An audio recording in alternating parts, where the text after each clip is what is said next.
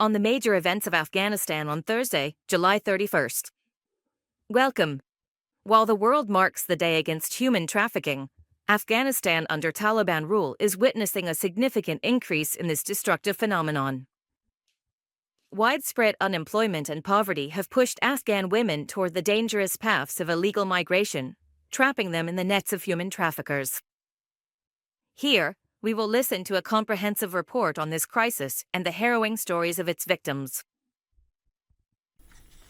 Imagine that traffickers buy and sell people like animals, like goods in a shop. Like 20 in here, 10 in there, just like that. This is one of the victims of human trafficking. He, who did not want his name mentioned in the report due to the sensitivity of the issue, says he was a former soldier in the ousted republic and, because of problems and security threats, was forced to choose a dangerous and illegal path. He says he began his journey in 2021 after the Taliban came to power in Afghanistan, starting from this very day. He traveled through Pakistan, Iran, and Turkey, and after Turkey, he tried various ways to enter Europe, including through Greece, Bulgaria, and Romania, but he was not successful. He talks about the difficulties he faced along the way. I went through a lot of tough days. One time, when the Bulgarian police caught me, they tortured me. He grabbed my hand, twisted it, and threw me into a wolf cage. He slammed my head against the car or the van. This trafficking victim, who was in the hands of human traffickers for 7 months, says that although he managed to reach African countries and then Europe via the Mediterranean Sea, many of his companions lost their lives along this dangerous route. It's so hard. The path is tough, and whether it's at sea or on the route through Turkey, there's barely any hope for life. There's really no hope for life at all. A person is always wrestling with death. Just like how you squeeze meat to make meatballs, that's how hard it is for a person to reach Europe, and the chances of making it are very slim. But the chances of dying, being deported, or losing a hand or a leg are much higher. This person, continuing his remarks and addressing young people who are considering taking this dangerous path, said that awareness and making informed choices can prevent human tragedies, and that young people should seek safer and legal alternatives instead of these deadly routes. Another victim of human trafficking, who is 23 years old and also did not want his name mentioned in the report, says that due to unemployment and lack of opportunities in Afghanistan, he tried to reach Europe illegally with the help of human traffickers, but he was unsuccessful and was sent back to Afghanistan. He also has a similar message for young people. It's like you're putting your life on the line, 50-50. If you make it, that's good, but if you don't, you might suffer a loss so great that you can't go on with your life. Just like one of our friends, who lost his leg on the way, and now he's unfortunately disabled and can't come back. So my message to all young people, to everyone, is to never choose the path of smuggling. This comes as Wednesday, July 20th, marks World Day Against Trafficking in Persons, which is observed to raise awareness about the situation of trafficking victims and to promote and protect their rights. Human trafficking refers to the trade of people, which is mostly done for the purposes of sexual slavery, forced labor, and commercial sexual exploitation for the benefit of traffickers or other individuals. At the same time, when a person crosses a country's border illegally, whether with or without their consent, by human traffickers, this is also considered a form of human trafficking or illegal migration. The United Nations Office on Drugs and Crime, or UNAC, on Tuesday, July 29th, called for cooperation and joint efforts to end human trafficking in Afghanistan by empowering communities with a focus on prevention and support for victims, as stated on its official page. According to reports from international organizations, since the Taliban regained power in Afghanistan on August 15, 2021, illegal migration of Afghans has increased due to what are described as security problems as well as rising unemployment and poverty. According to these organizations, these factors have created conditions conducive to human trafficking. The United Nations High Commissioner for Refugees, UNHCR, also stated in a newly published report on July 25 that the flow of illegal Afghan arrivals to Europe has increased since the Taliban regained control of Afghanistan.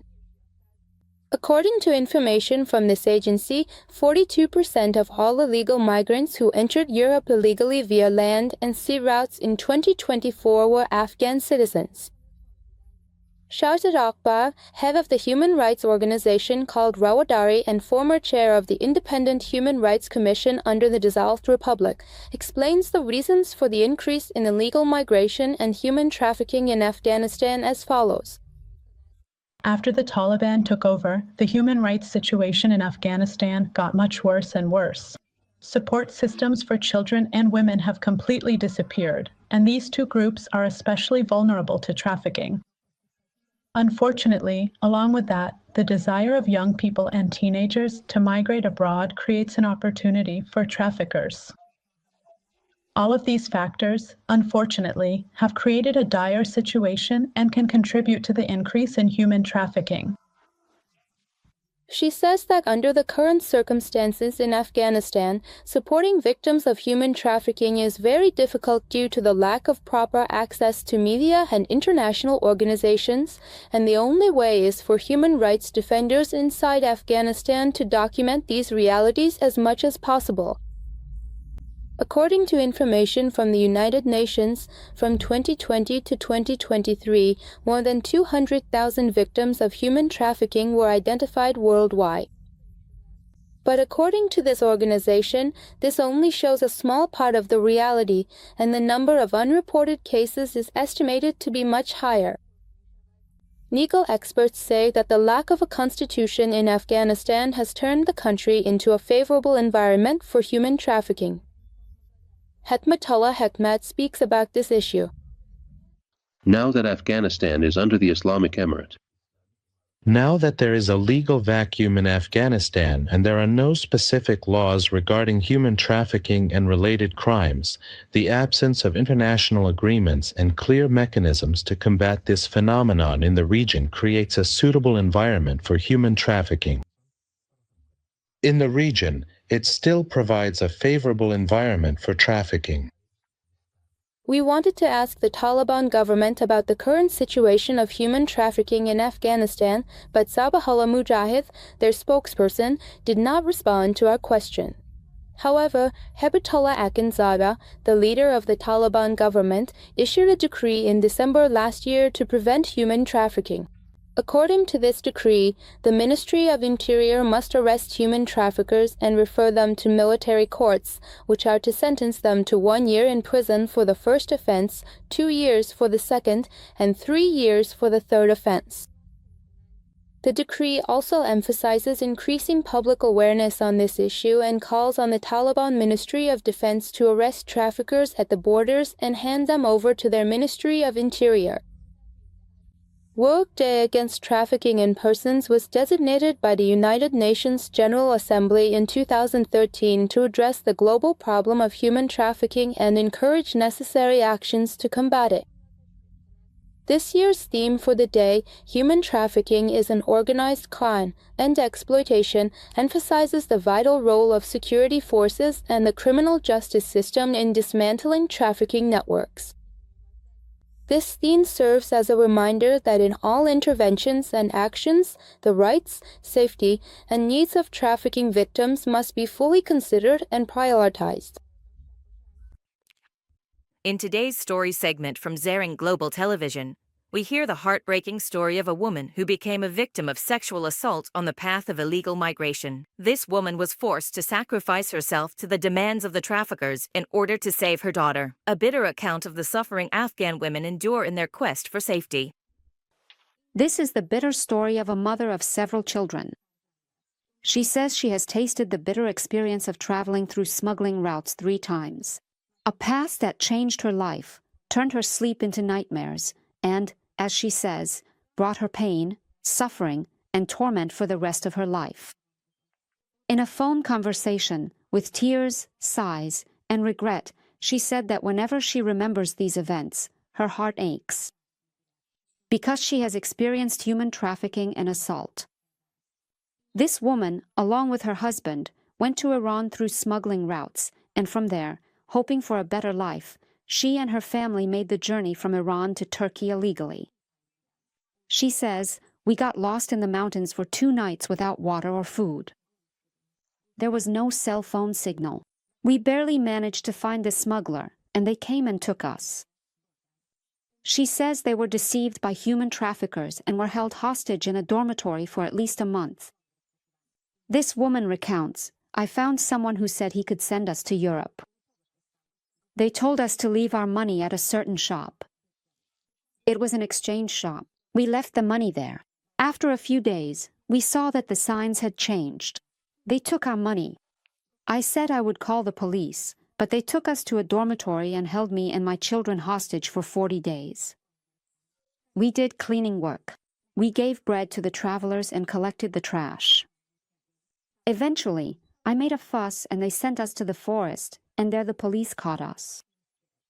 When we got out of the camp, we stayed outside. I didn't know my way around. A godless man came and said, 'Since you have nowhere to go, I'll take you to my house. My family is there.' He says that after 2 hours, I asked him, 'Where is your wife?' I saw 3 men come in and they wanted to sexually assault my daughter and me. I cried and pleaded, telling them not to touch my daughter. They assaulted me. The homeowner took money from them." This suffering mother, who is still living in uncertainty, says that this much is enough for her. She has suffered enough and no longer wants to take the smuggling route to travel. The Afghan media support organization warns that arrests and crackdowns against journalists have sharply increased. Hamid Ahmad Azimi and Mushtaq Ahmad Alami, 2 media activists, have been detained solely for translating and dubbing foreign TV series. We have prepared a comprehensive report on the alarming state of freedom of expression in Afghanistan, which we will watch together here. The Afghanistan Media Support Organization, expressing concern over recent arrests, threats, and restrictions against journalists and media activists in Afghanistan, says that this situation has created serious obstacles to independent media activities in the country. On Wednesday, July 30th, the organization stated in a press release that Naveed Ahmad Askari and Mushtaq Ahmad Halimi, media activists, have been arrested on charges of translating and dubbing foreign TV series, and so far, there is no information about their fate. The statement added that a number of journalists in the provinces of Kabul, Logar, and Khost have also been threatened. The organization has described these actions as contrary to human rights values, Afghanistan's national and international commitments, and freedom of expression.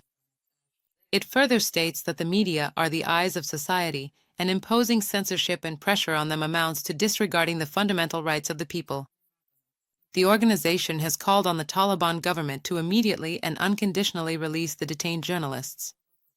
It should provide a safe and independent environment for journalists to work, respect freedom of expression, and put an end to restrictions against the media.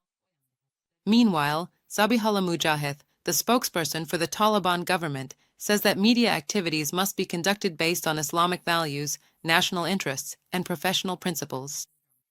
Bakhtar News Agency, which is under the control of the Taliban government, reported on Wednesday, July 30th, that he, at a meeting in Kabul titled Media Struggle, Strategy, and Diplomacy, emphasized the key aspects of the Taliban government's media policy, media engagement, and foreign policy.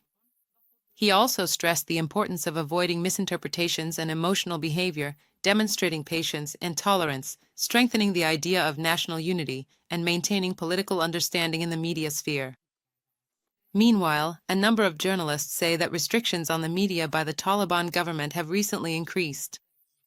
One of them, in Balkh province, who did not want his name mentioned in the report due to the sensitivity of the issue, spoke on the condition that his voice be altered.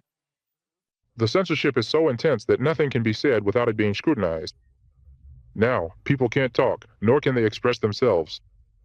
The truth is no longer being told. All the orders come directly from them.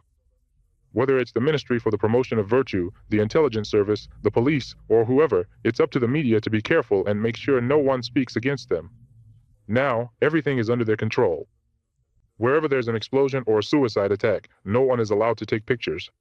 It's worth mentioning that the Taliban government has previously denied arresting journalists in connection with their work, but just a day before this, the Afghanistan Journalists Center reported that at least 7 journalists and media activists have been arrested in Kabul and another province over the past 3 weeks.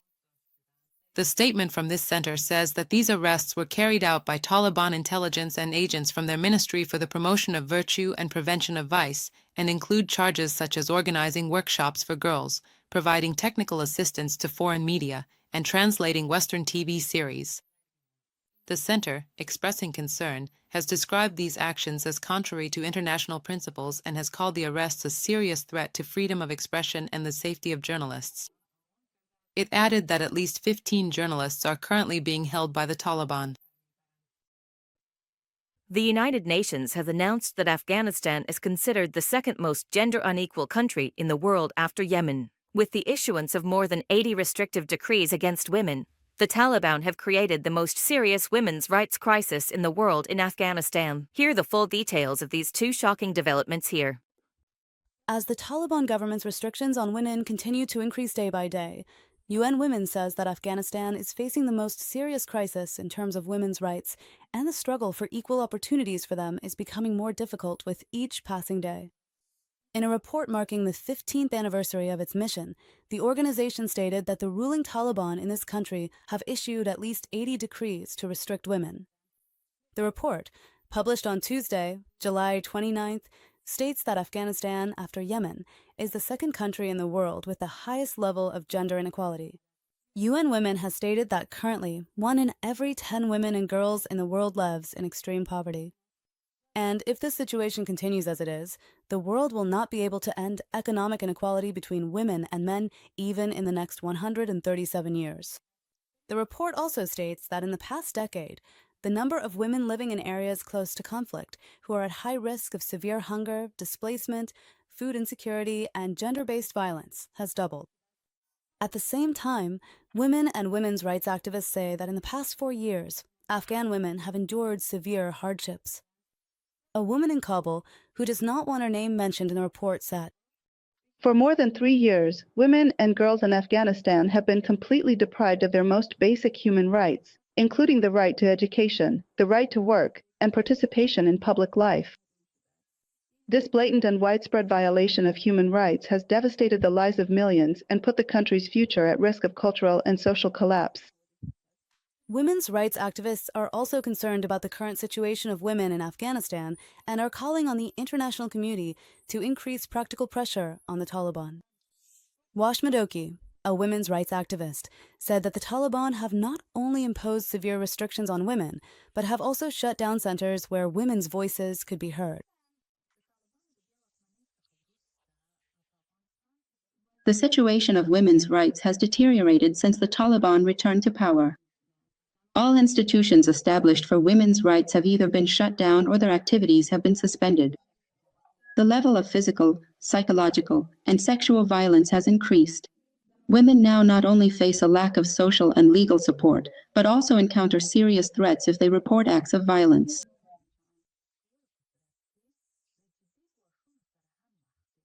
Dr. Anam Sita, another women's rights activist, says, "For 4 whole years, this group has kept women imprisoned in their homes, and every day we witness oppression and injustice against both women and men in Afghanistan.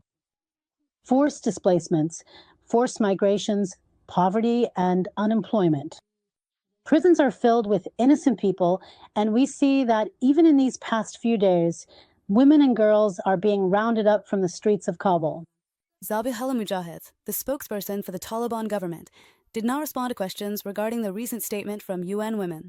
However, he has repeatedly emphasized in the past that women's rights are ensured within the framework of Islamic Sharia in Afghanistan.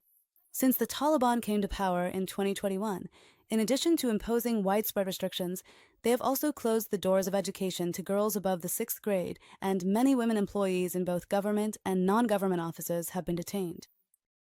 That concludes the news.